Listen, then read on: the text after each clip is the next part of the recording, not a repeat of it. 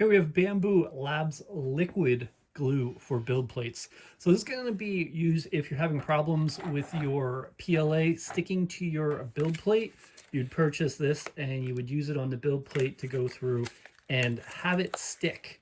Now, luckily for me, I don't really have this issue in my current environment, so I'm pretty lucky.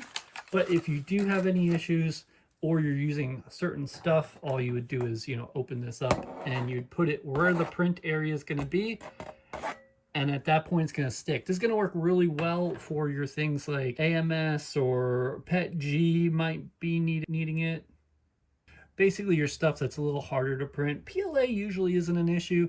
As long as your humidity is okay in your area, you should be fine. If not, then that could be an issue.